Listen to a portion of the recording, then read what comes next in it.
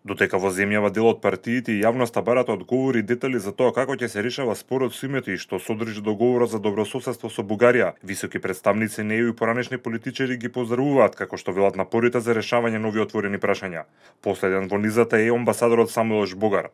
Вели колку подобри односи со соседите, толку посилни пријатели во ЕУ, секако во светло на последните активности во насако на решавање на проблемите со соседите. Ако овој договор се потпише и се разбира, ако договорот потоа да може да се процесира во самото собрание, каде што ќе се одржи дебата и потоа конечно после таа дебата собранието ќе донесе одлука. Мислам дека во следните неколку месеци, ако тоа се случи, мислам дека тоа ќе биде многу храбрувачки процес, така да ние навистина се надеваме, како што веќе беше најавено од страна на двата премиера, мислам дека тоа ќе води до потпишување скоро на тој договор. Поранешниот бугарски претседател Прванов пак смета дека потпишувањето на договорот за добрососедство меѓу Македонија и Бугарија ќе бил првиот чекор за подобрување на односите меѓу двете земји. Вели дека сега било вистинско време да се помогне на Македонија. Имаме поволна атмосфера каква што може да не се повтори во следните 20 години. Затоа треба да се движиме кон потпишување на договорот. Скептик сум дека договорот ќе го реши проблемот, но дури и да не носи квалитет во споредба со декларацијата од 1999 година, тој е навистина неопходен и треба да биде потпишан. Прашањето е друго. Ние нема да го решиме проблемот со еден договор, нема да ги намалиме тензиите.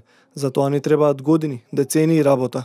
Ни треба јавен политички консензус и друга медиумска средина, а тоа се создава со многу контакти и со многу диалог.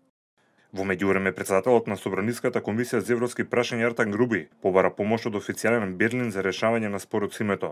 Груби ова го кажал на германската амбасадорка во земјава Кристина Алтхаузер. Неговиот партиски лидер пак Али Ахмети за грчките мирени изјави дека земјава можела да биде примена во НАТО под референцата ФИРОМ. Ова мислење не го дели професорот на Атинскиот универзитет Димитрис Киридис. Во своето последно интервју вели дека Грција ќе го отфрлила предлогот за прием на земјава во НАТО под името ФИРОМ. Идејата за ваква интеграција во НАТО беше отфрлена во минатото, а ќе биде одбиена во иднина. Но ако Скопје игра умно, тоа би можело да ја стави Атина под притисок, смета Керидис. Овие отворени прашања со соседите секако се во фокусот и на домашната политика. Лидерот на ВМРО ДПМН Никола Груевски се сомнева дека премиерот Заев во Софија договорил нешто што го крие од граѓаните. Отидоа во Бугарија, нешто договорија тајно во еден ден и не кажуваат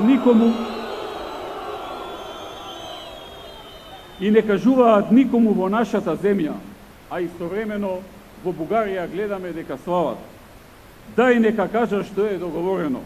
Па ако е за славење, и ние да удриме за славење. Може, навистина е нешто за славење. Но фактот што кријат, укажува на нешто друго.